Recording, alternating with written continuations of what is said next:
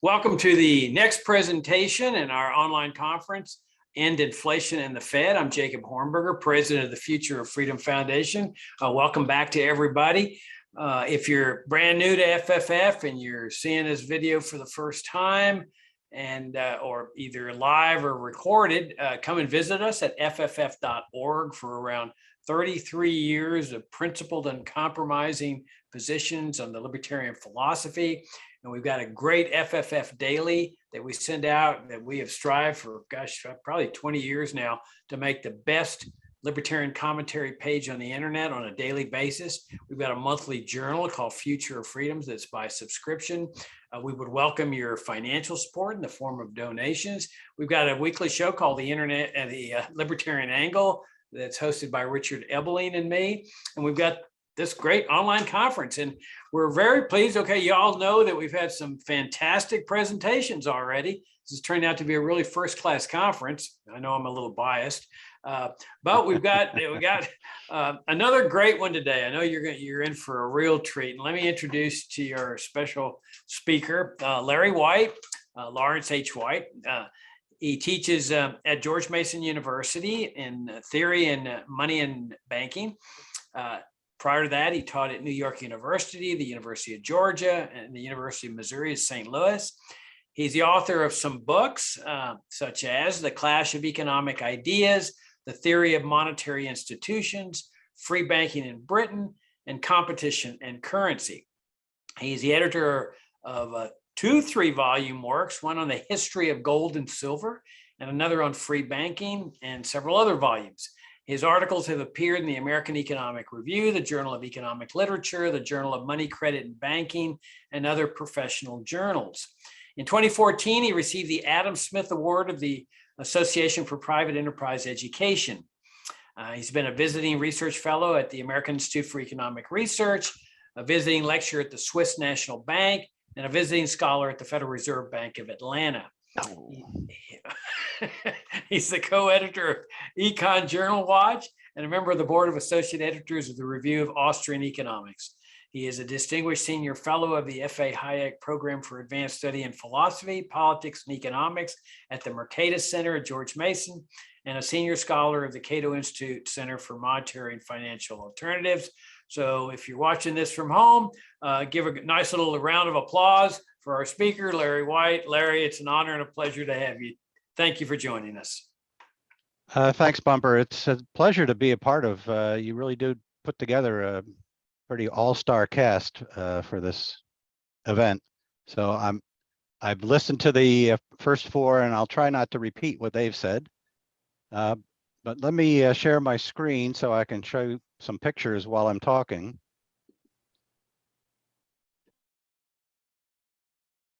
There we go.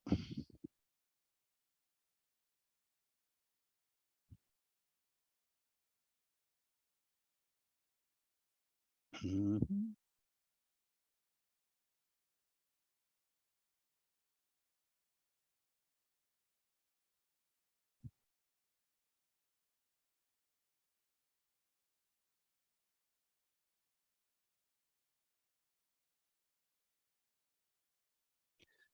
All right, so Bumper didn't mention a forthcoming book I have entitled Better Money, Gold, Fiat, or Bitcoin. It'll come out in April from Cambridge University Press. And that's what I want to talk about tonight. So to put it in terms of the end inflation and end the Fed, the question is, if we end the Fed, what takes its place? So what would provide a better money than the money we've got today? Or is the money we've got today, the fiat dollar, is that the best of all feasible monies? I'm going to argue that there are some better alternatives. And in particular, I'm going to talk about gold and Bitcoin. So to remind you of the trouble we're having with fiat money, some of you may remember that back in the 70s and 80s, there were these peaks in the inflation rate in double digits. And of course, today we're back to very high inflation. Well, it peaked at 9%. It's currently 8.2%, but there's no guarantee it won't go up farther. It's unlikely to come down as rapidly as it went up. That hasn't been the historical experience. Well, sometimes it has, but there's a great deal of uncertainty now about what the Fed is going to do next. So they are talking an anti-inflation game, but this is the worst performance we've had in 40 years. And it's not just the United States that has a problem with fiat money. Here's the Euro area. They've only been around for 40 years. 22 years. Since 2000, the Euro was introduced. They've got the worst inflation they've had over their history. So it's shot up to 9.9% in the Eurozone. And they seem to be even slower than the Fed in tightening monetary policy. So they've only now begun to talk about raising their interest rate targets, which is the way they talk about tightening the supply of money. In the UK, the retail price index is at 12.6% year over year. So first time in 40 years, they've been above double digits, but they also had a peak of inflation in the late 70s and early 80s that was even worse than the United States. Now, looking at these three zones having much higher inflation than they had a few years ago or have had in the last 40 years, some commentators want to blame things other than monetary policy, which is understandable. So they say, oh, it's the pandemic, or it's the Russian invasion of Ukraine that's responsible. And if that were true, you would see higher inflation everywhere in the world. But there are some countries that haven't gone to near 10% or above 10% inflation. And there are some that are much higher. Here's the Swiss franc. In Switzerland, they're having a great deal of angst over the fact that inflation has reached 3%. All right, so if it were the pandemic or if it were the Russian invasion of Ukraine that explained 9% inflation, then Switzerland would have 9% inflation, but they only have 3%. So as a kind of rough estimate, maybe 3% inflation is due to these shocks to the supply of goods and services, and the rest, 6% and above, is due to expansionary monetary policy. I skipped over the places where fiat money is the worst. Let's go back to that. So in some less developed countries around the world, inflation is above 30%, even digits. And so those are places where fiat money systems have clearly failed very badly. In Venezuela, there was a hyperinflation, the conventional measure for which is inflation of 50% per month. A couple of years ago, it's come down a bit since then.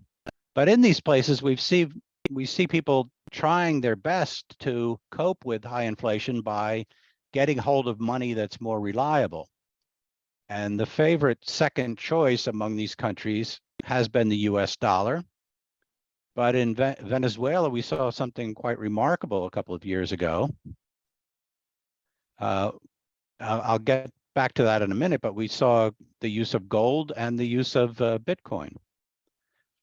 So how do we prevent this kind of high inflation, this kind of rapid growth in the price level? It's not just a problem of supply shocks, it's a problem of growth in the quantity of money. So we need to control, we as a society need to control the growth in the quantity of money. And how do we do that? Well, it's coming from our central banks. So how do we control the expansiveness of the central bank? Well, one approach is just try to persuade the central bank to pursue a more reasonable and less inflationary monetary policy. And lots of economists, and particularly economists who advise the Fed, and Bumper mentioned that I was a visiting fellow at the Federal Reserve Bank of Atlanta. Somewhat ironically, that's when I was writing a paper on the influence the Federal Reserve System has on research in monetary economics in the United States. And my suggestion in that paper was that the fact that the Fed employs so many economists, there are more than 700 at the Board of Governors and more than 400 spread among the 12 regional reserve banks. Since the Fed is the #1 employer of monetary economists, it's not outrageous to think that this gives the monetary economists, whether they currently work for the Fed or whether they think they might want to someday, a kind of status quo bias. It makes them reluctant to criticize the #1 employer in the field. Now, persuading the central bank is not going to work if the central bank is already pursuing what it thinks is the best course of action. That is, it's already optimizing, as economists say. It has preferences and it has constraints. And in particular, of course, it has political constraints. So we have to go beyond just trying to persuade the central bank to behave in a way different from what they're choosing, because they're already informed about alternatives. It's a matter of changing what they choose out of those alternatives. How do you do that? We have to have some kind of institutional constraints. We need to tie their hands some way or end the Fed. So the debate sparked by the high inflation rates of the 70s took two forms. There are kind of two kinds of proposals for constraining central banks, in particular the Fed. And on the left, I have the article by Kydland and Prescott, for which they got a Nobel Prize in economics, called Rules Rather Than Discretion. And their idea was we need to have rules for the operation of central banks that tell them you can't try to use inflation to bring down the unemployment rate, for example. That was the focus in their article. So this is advice pitched to policymakers, meaning Congress. Congress should impose a rule on the Federal Reserve, make them keep inflation low. And this rule has to have some kind of teeth in it if it's going to be effective. The Federal Reserve a few years ago, of course, said that we're tying our own hands. We're adopting a 2% inflation target. And I remember some economists doing a kind of victory dance. Look, now the Fed is credibly committed to a low inflation rate. Well, I said, let's wait and see what happens when they come under some kind of stress. And where are we now? We're at 8 to 9% inflation, and the prospects of returning to 2% inflation anytime soon are not good. If you look at what financial markets are forecasting, they're forecasting inflation above 2% over the next 5 years. They're forecasting about 3% inflation, which seems to me too optimistic. But anyway, the alternative to trying to impose, so the point I was making is the Fed, when it imposes a rule on itself, well, it's more of a guideline than a rule. And when inflation is well above 2% as it is now, it's completely up to their discretion how quickly to bring it down. There's no penalty imposed on them by Congress because it's a self-adopted rule. And of course, when it became obvious that the Fed was missing its target, they changed the nature of the target. They said, oh, it's not 2% absolutely, it's 2% average inflation target. And since we were slightly below 2%, we're now going to run above 2% for a while. Well, that was okay. That was plausible when they were at 3%. But at 8 to 9%, the question is, oh, how are you going to make up for that? Are you going to run under 2% for, are you going to run at 0% for 4 years in order to make up for a year well above 2%? And they said, no, it's a flexible average inflation target. So the idea that the Fed really has an average inflation target has become kind of a joke, because if you say you're going to bring it down to 2%, but you're not going to make up for having missed your target for several years, then 2%, then inflation isn't 2% on average. It's only 2% in your best years, but we don't even know when those years will return, if they do. It took long and painful recessions to bring inflation down, and the Fed is reluctant to, have a hard landing. They're trying to engineer a soft landing, but that means being very reluctant to tighten as much as it is necessary to bring inflation down quickly. The alternative to rules for the central bank is having competition among monetary standards. And this was the message of F.A. Hayek in the 70s in his booklet, The Denationalization of Money. The second edition is the one you should read. It expands on the first edition and responds to some criticism.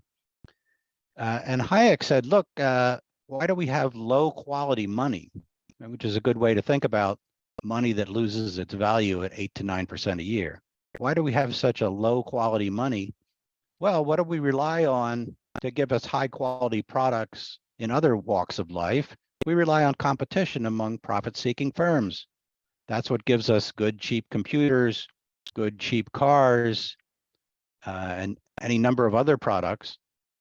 So let's introduce competition among issuers of money, and that will pressure each issuer of money to behave better because they'll lose customers to the other providers of money. So Hayek's proposal was, don't stop any citizen of any country from using whichever money they want to use. If they want to use Swiss francs or Japanese yen because they have a lower inflation rate, don't stop them. And then he expanded, that was his first proposal in a pamphlet called Choice in Currency. Denationalization of money went a step further and said, let's let private firms in on the competition.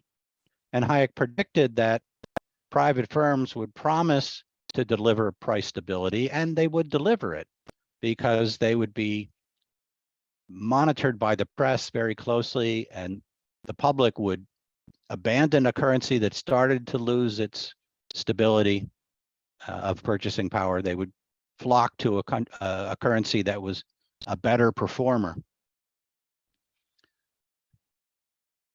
Well, this idea of allowing competition among media of exchange has become more relevant in the last, well, since 2009, more relevant than in the 70s, where the only existing currencies were government fiat currencies.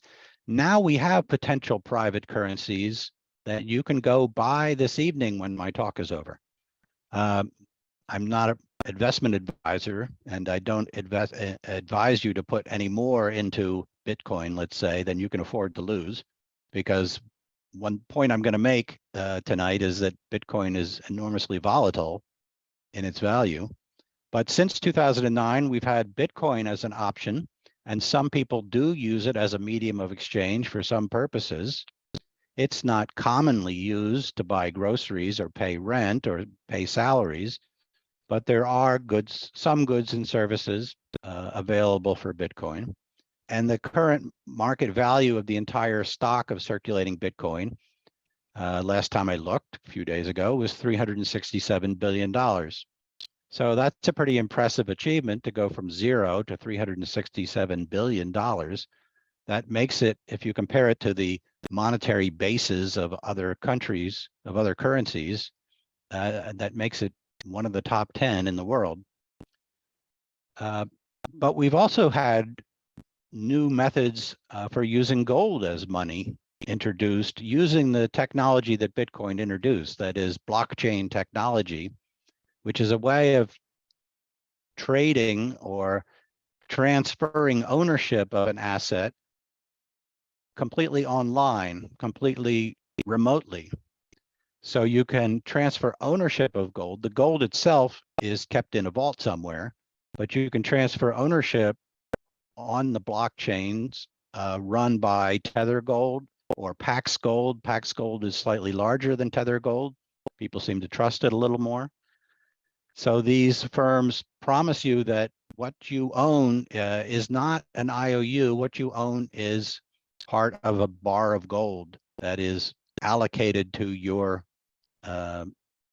ownership, but you can transfer your ownership or part of your ownership in any amount you want to another customer of these firms. So Tether Gold and Pax Gold do it using blockchains, so you can buy them and sell them on cryptocurrency exchanges. But there are other services that are more like gold-backed banks or money warehouses, I guess I should actually say, because they also promise 100% reserves. And Glint is just an example. There's another one, big one called Coro. I don't know exactly how big they are. They don't say what the size of their assets is, but they're making it easy to acquire gold and transfer it. And transferring it is essential to being a commonly accepted medium of exchange, which is the definition of a money. There are some other cryptocurrencies. You see some symbols below the Bitcoin symbol, but none of them is really as credible as Bitcoin as a potential future money, having the potential for widespread acceptance, because they came later. They don't have as much support around them. There's a whole industry of Bitcoin support conducted by private firms that make it easy to buy and sell and hold wallets. Bitcoin itself, quite interestingly, is not a firm. Bitcoin is not a company. It's a program. It was started as kind of a hobby project by the pseudonymous Satoshi Nakamoto. So there's no profit-making enterprise responsible for Bitcoin. It's a kind of self-governing program. There are programmers who keep it running and who are responsible for upgrades. There is a Bitcoin Foundation that supports it, but it's not a for-profit enterprise the way some of the later cryptocurrencies are. Here's the incident I mentioned earlier. When inflation was turned to hyperinflation in Venezuela, 2019, we saw people using physical gold as a medium of exchange in the gold mining regions of Venezuela. So the photo on the left shows someone paying by putting a gold flake onto a scale. So in these mining towns, supermarkets have scales on the counter by the cash register, and the shop owners have become expert enough to tell real gold from a fake, and so they accept payment in gold and they post prices in grams of gold. You see the hand holding a banknote above the scale. The banknote is worthless. 500 bolivares is, a fraction of a penny. It was only used as a wrapper for the gold flake. That's in the gold mining regions. In Venezuelan cities, people have been using Bitcoin as a medium of exchange. So they earn income in Bitcoin, sometimes by doing online consulting or writing copy or providing graphics or things that they can, email to their employer. They get paid in Bitcoin because the Venezuelan government can't stop them from receiving the Bitcoin. And then locally, there are some shops that will accept Bitcoin. And for those that don't, there's a local market where you can sell Bitcoin for bolivares and, buy groceries or buy fruits and vegetables if the fruit and vegetable seller doesn't take Bitcoin. So that's a practical example of people putting themselves on better monetary standards when the incumbent money completely blows up. And I should mention, in Venezuela, the government made an effort to suppress people from dollarizing themselves, made an effort to suppress the use of dollars. So gold and Bitcoin sort of proved themselves as the next two alternatives. Now, when I talk about gold as an alternative, some people, especially Bitcoin enthusiasts, will say, well, we tried a gold standard and the government took it over. So they raised the question, can we have a non-governmental gold standard? And the answer is yes. Of course, it requires us to constrain our government not to stop us from doing it.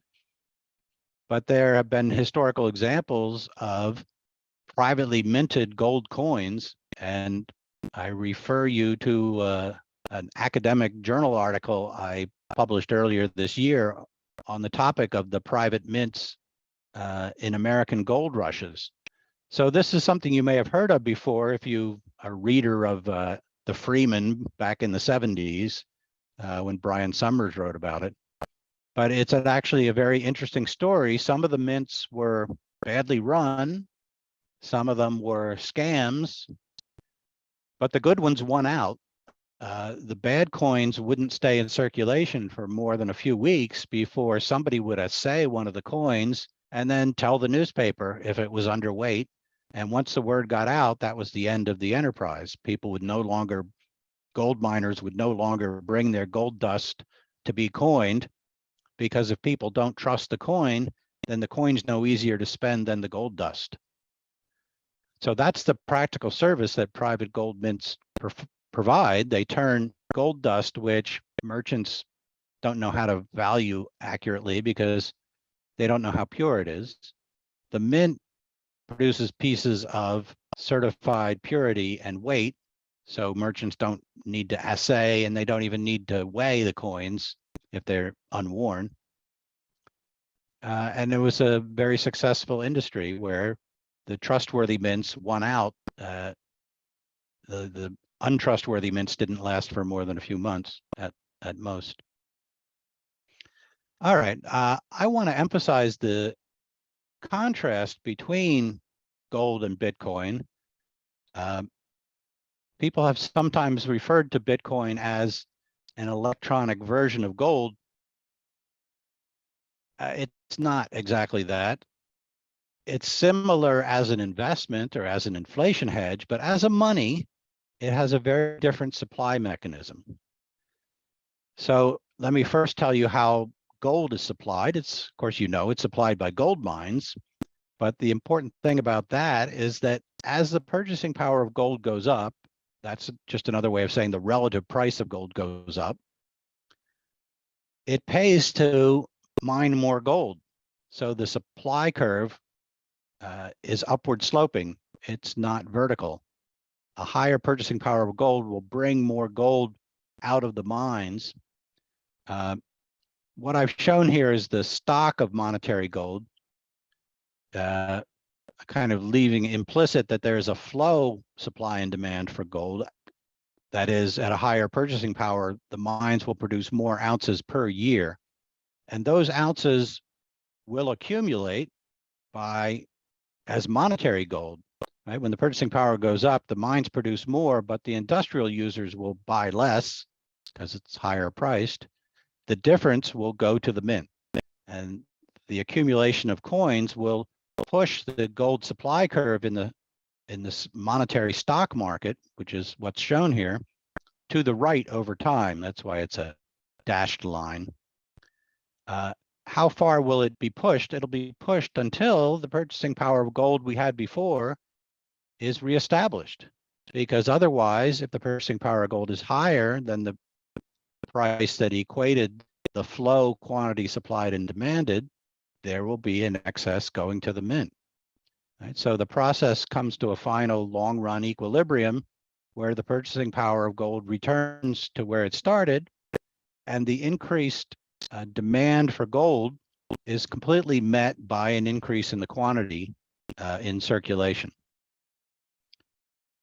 So if an economy starts to grow faster, that will raise the purchasing power of gold until the supply of gold catches up. And when it catches up, it'll stabilize the purchasing power of gold. So there's a remarkable fact that has gone little noticed by monetary historians, but here it is. In the first half of the 19th century, real economic growth was about 2% a year, and growth in the stock of monetary gold was just a little below 2% a year. While in the second half of the 19th century, well, actually, I've got my dividing line is 1870 because those are the data sources I've got. So I should have said before 1870, it was 2%. Between 1870 and 1916, real economic growth, that is growth of real output of goods and services, was above 2.5%. And the growth in the stock of monetary gold grew by 2% a year on average. And some historians who've noticed this have said, well, it was a lucky accident that we discovered more sources of gold and that made the price of gold stable over the entire century. And I'm saying it was no lucky accident. It's built into the stock and flow dynamics, the supply and demand dynamics of a commodity money, that when the purchasing power goes up, it pays to produce more. And if that didn't happen, you'd have a continually rising purchasing power, but that would induce more production. So the equilibrium is where the more production is keeping up with the growth in demand. So the purchasing power of gold was remarkably stable over the long 19th century. Here's a graph of the purchasing power of gold. Sorry, this is the price index. So that's the inverse of the purchasing power. But if the purchasing power is flat, the price index is flat. And in this period where the UK is on the gold standard, the average inflation rate over this long period from 1819 to 1914 was about as close to zero as you could get. It was actually 0.005% negative. World War I, we see a big jump in the price level, and the UK tried to get back on the gold standard, kind of half-heartedly, while the price level was still way above what was presumably still the equilibrium price level. So this wasn't going to work, and they abandoned it pretty quickly. But since then, from 1931 to the present, they've been on a fiat standard, and the average inflation rate, and this was cut off like 2004, because that's when this chart was published, it was 5.4% inflation. So a dramatic difference between the performance of fiat standards and the gold standard in Great Britain. But this experience is not limited to Great Britain. I take this chart from a paper by Rolnick and Weber. It was a working paper in a series from the Federal Reserve Bank of Minnesota. Whoops, sorry. Ironically. And what they found, this chart didn't appear in the version that was eventually published in a journal, but I like the chart because it shows that in every country they surveyed, inflation was close to zero under gold and silver standards, but well above zero under fiat standards. Every country had higher inflation under fiat money. The average in this version of the paper was 13% inflation under fiat standards, 1% under gold and silver. And the fiat average, by the way, excludes the German hyperinflation, because you throw in a hyperinflation, it really raises the average. But if you've got countries like Argentina and Brazil and in there, that's bringing up the average inflation rate. But again, in every country, inflation's higher under fiat standards than under the gold standard. All right, so that's how the supply of gold works. How does the supply of Bitcoin work? It's completely unresponsive to the price of Bitcoin. It's completely predetermined. In the original Bitcoin source code, there is the release schedule, and this rising curve shows you the number of Bitcoin that will be in existence at each date. So we're currently in 2022, about here. Currently about 90% of all the Bitcoin that will ever be created has been created, but we still have another 10% to create, and the schedule for releasing it is predetermined.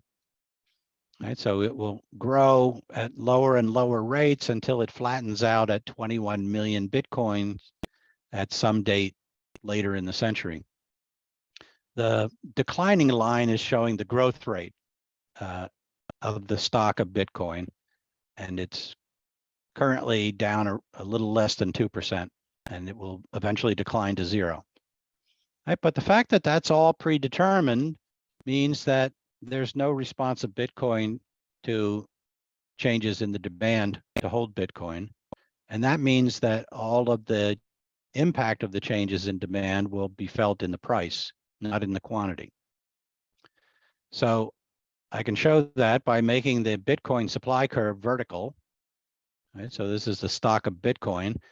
And if the demand curve shifts, the way we showed earlier for a gold standard, all the impact is felt in the price, no impact in the quantity. Whereas for a gold standard, even in the short run, there's some impact in the price, but less than in the case of a vertical supply curve. And there's some impact in the quantity. That's in the short run.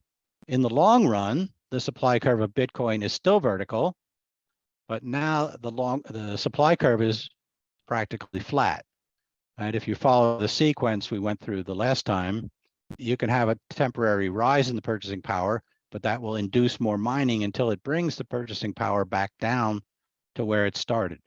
So that's a long run flat supply curve, assuming there hasn't been any change in the cost of mining. Okay, so summing up the contrast in the supply systems, under the gold standard, the above ground stock of gold grew slowly. The average rate, as measured by Hugh Rockoff, was 2.9% per year. But the point I'm emphasizing here is that it wasn't a constant 2.9%. It was a rate that varied with supply and demand shocks. So it responded in a way that stabilized the purchasing power of gold over time. So when more countries joined the gold standard, there was more gold mining to provide the gold rather than it all having to be felt in the purchasing power of gold. When economic growth picked up after 1870, supply of gold started growing faster.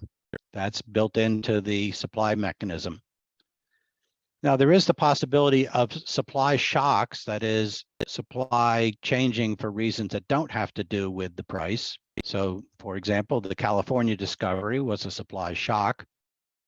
But that was the biggest of the supply shocks, but it was actually pretty small. It didn't cause much inflation. It caused something like 1.3% inflation for a dozen years. Trivial by modern standards. Bitcoin doesn't have any supply shocks. That's good. But on the other hand, it doesn't have any supply elasticity. It doesn't respond at all to growth in demand or shrinkage in demand.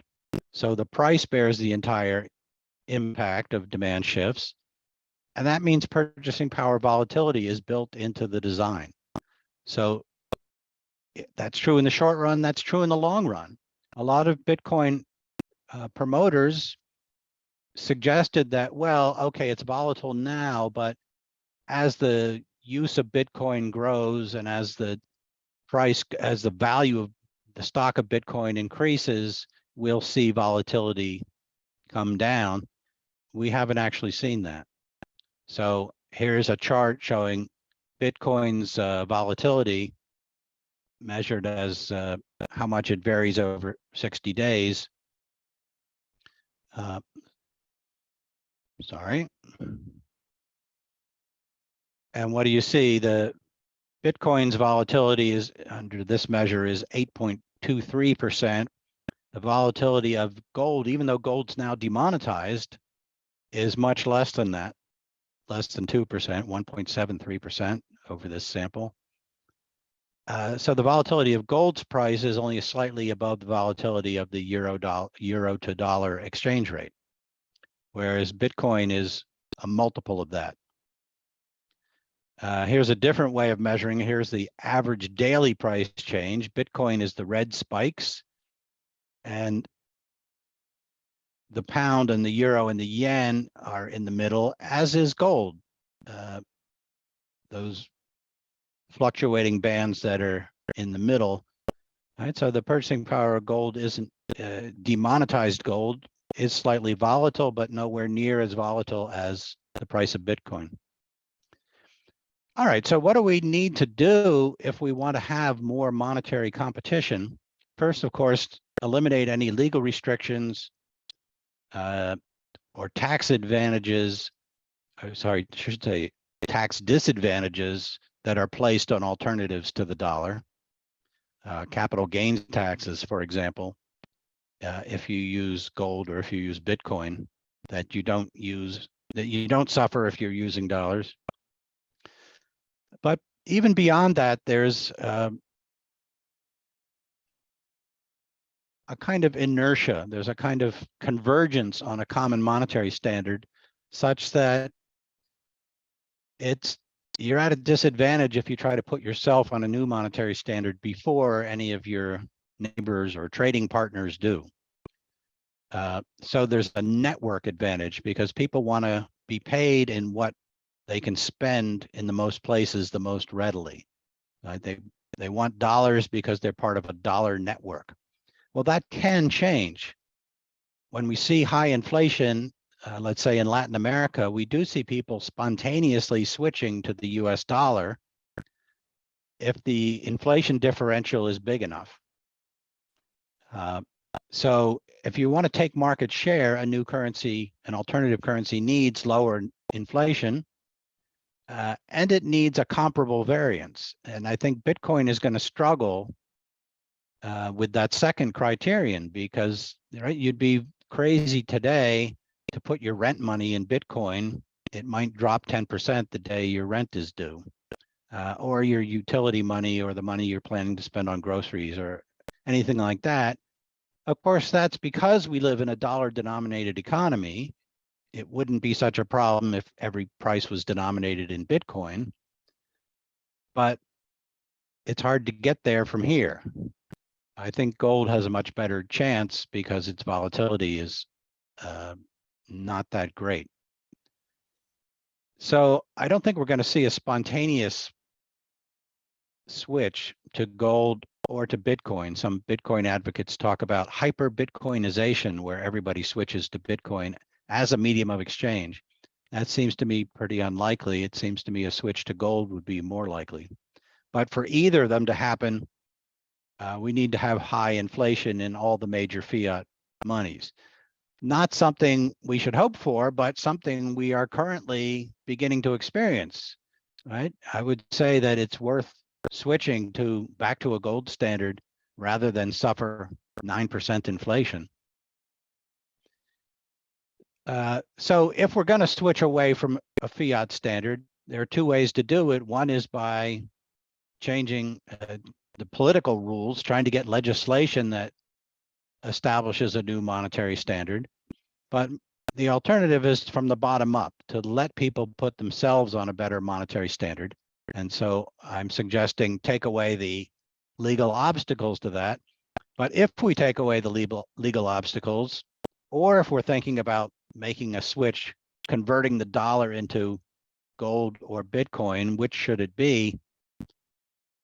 Well, in terms of coming from the bottom up, gold already has a larger number of users. There's about $4 trillion in monetary gold, that is coin, bullion, and ETFs. There's less than $500 billion in Bitcoin. Gold's purchasing power, as I've been emphasizing, is a lot less volatile. So I think the spontaneous reemergence of a gold standard, should there be high inflation in all the major fiat monies, is more plausible than hyper-Bitcoinization. Now, there is an advantage to Bitcoin, which is that it's not physical, and therefore it's easier to hide.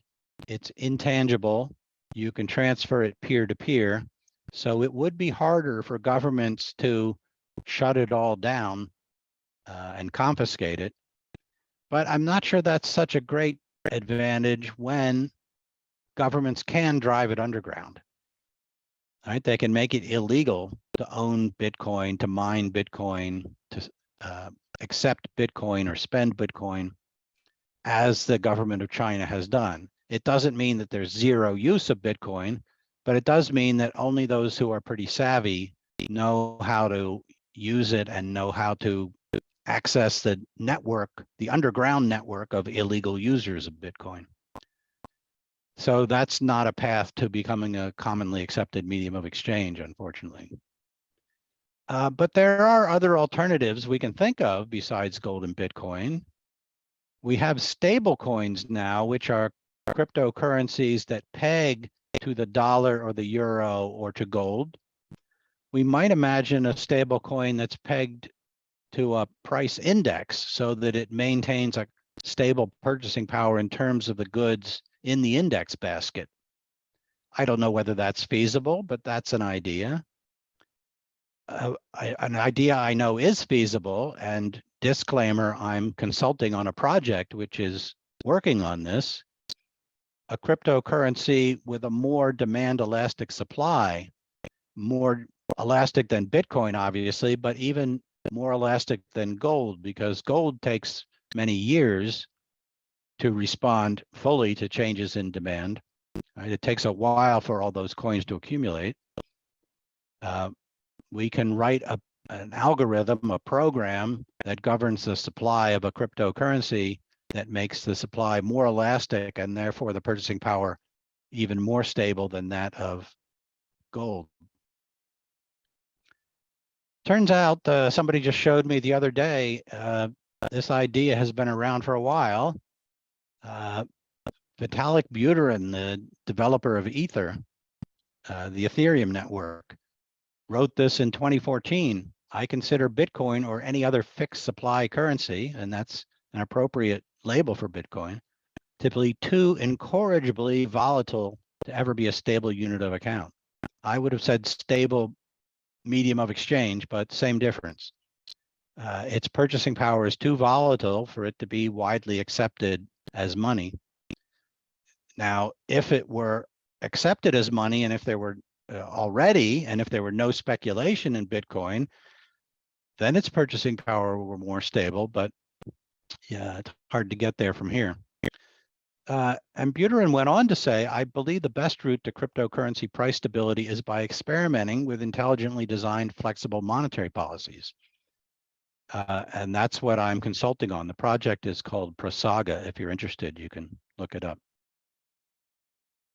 So if we want better monetary standards, and by better, I mean from the point of view of the users of money, from the point of view of you and me, from the bottom up, first, we need to dismantle legal restrictions and tax restrictions on free markets in money. But of course, until fiat money is irrelevant, we need to keep trying to constrain it in some more effective way than we've managed so far. One technique is a nominal GDP target, which of course has to have teeth, has to be a rule and not just a guideline. Or we can switch the dollar back to the gold standard, which enables us to convert all the dollars to gold and shut down the Fed. So end the Fed and switch to a decentralized gold standard, not like the gold standards of old that governments dominated. So let me end there and take questions.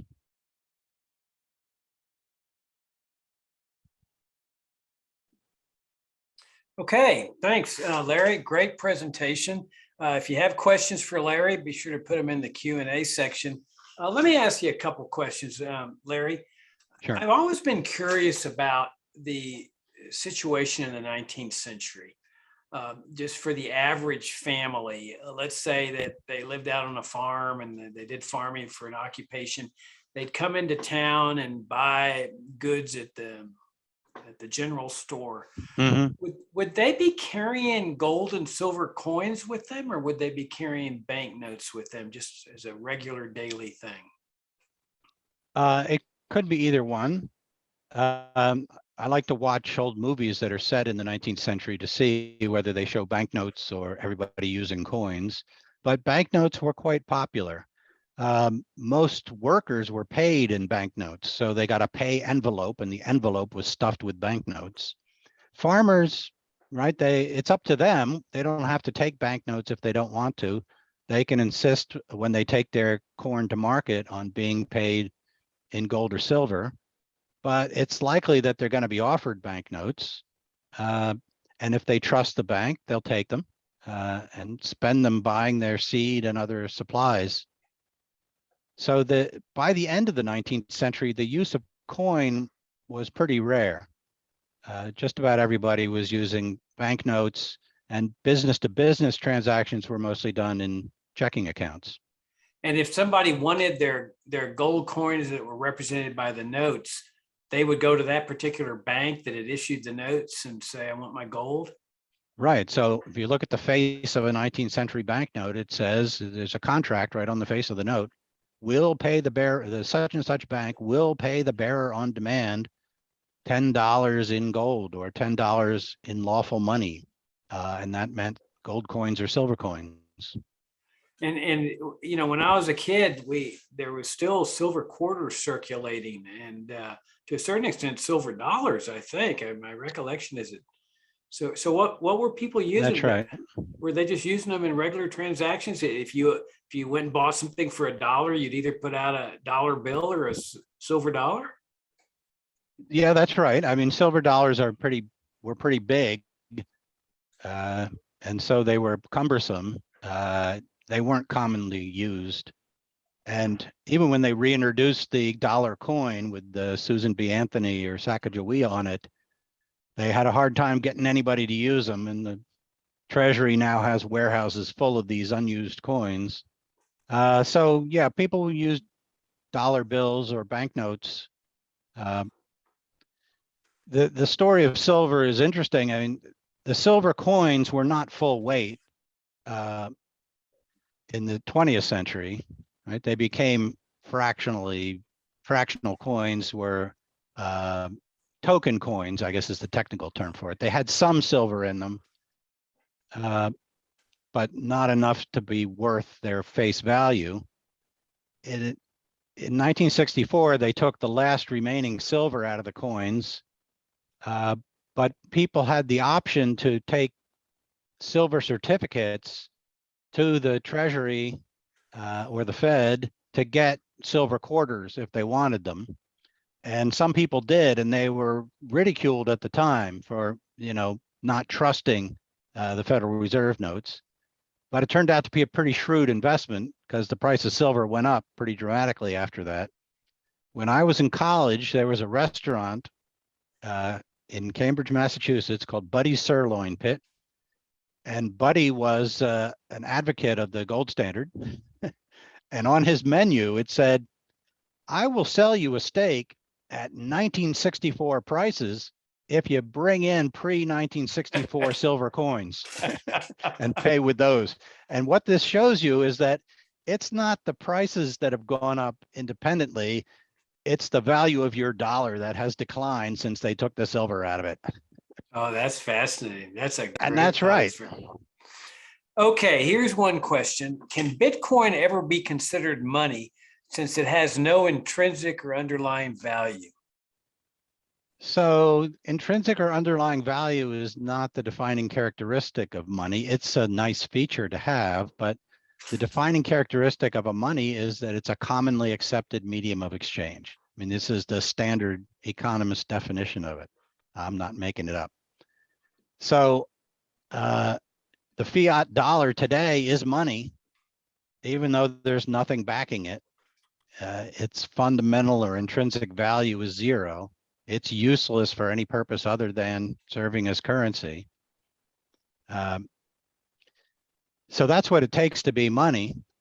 If something has intrinsic value, it used to be the case that helped it to become money, but when the government took us off the gold standard, forced us off the gold standard by confiscating all the gold coins, we've been stuck with an intrinsically useless money since then.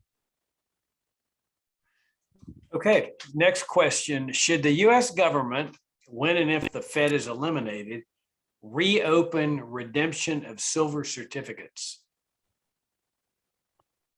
Well, I guess there are still some out there. I mean, my program for returning to a gold standard wouldn't really involve silver, but it would first, if we return the Federal Reserve's balance sheet to where it was before the financial crisis of 2008, because it's hyper expanded since then.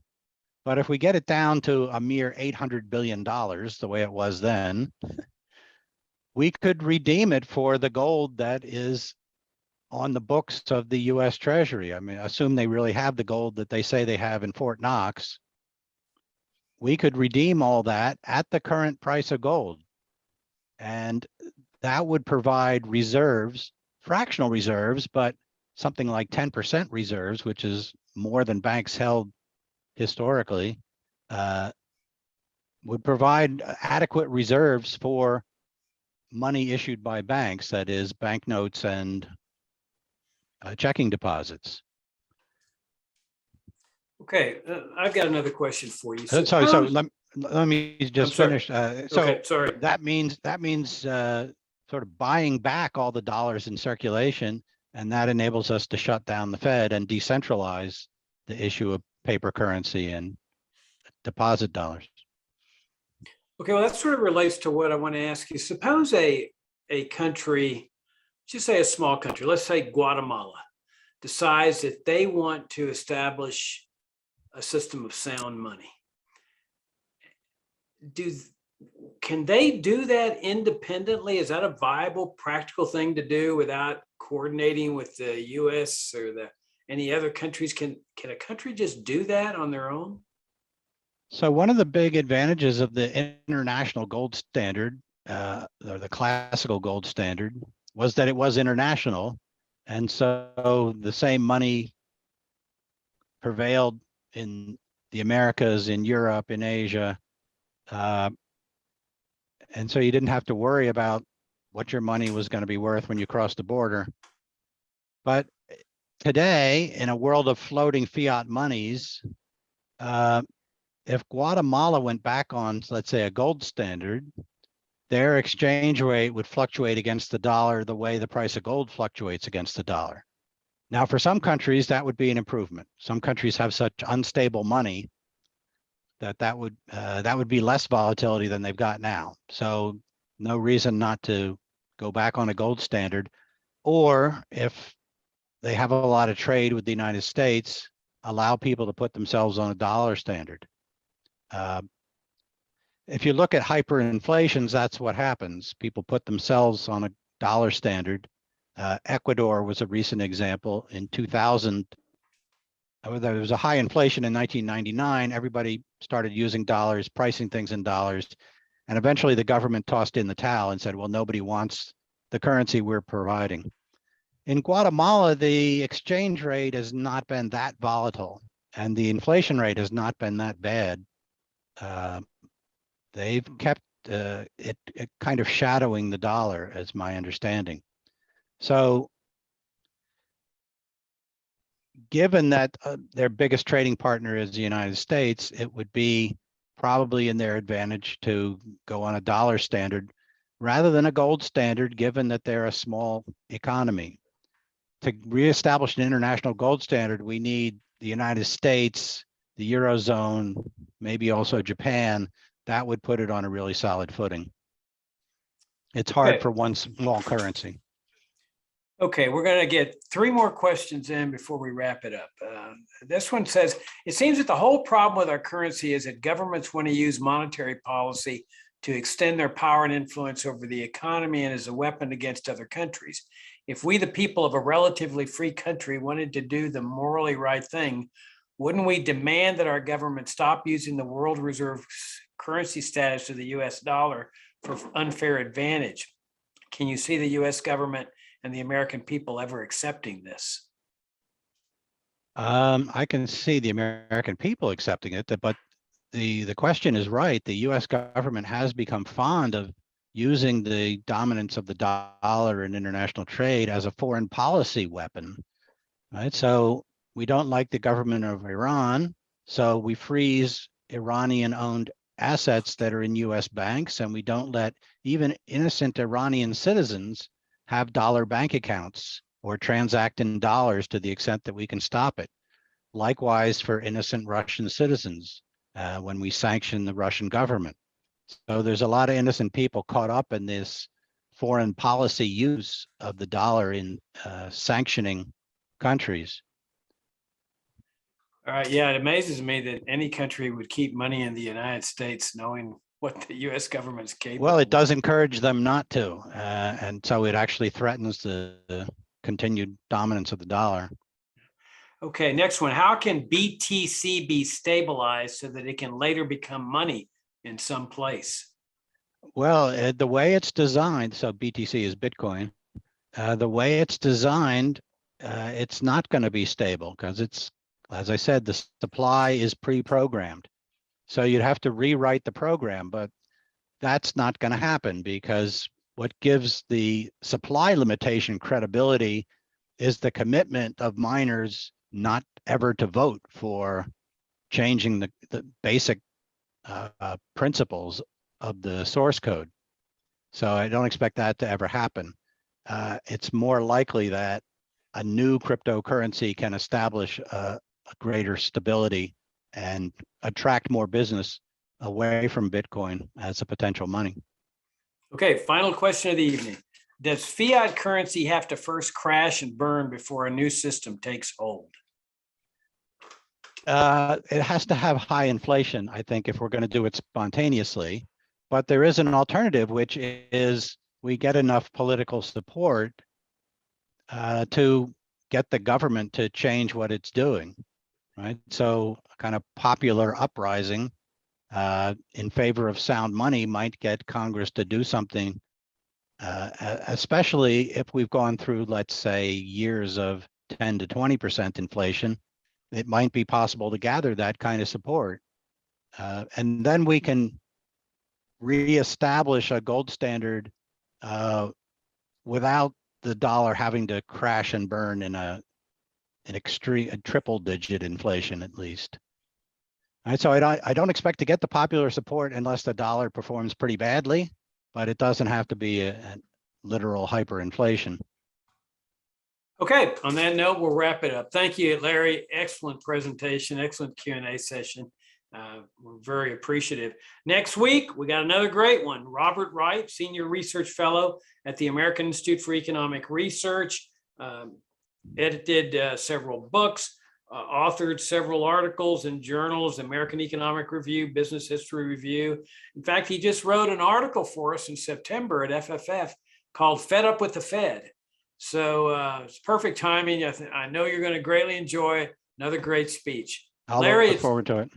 Yeah, Larry, it's been an honor and a pleasure. Thank you so much for joining us. My pleasure. Thanks.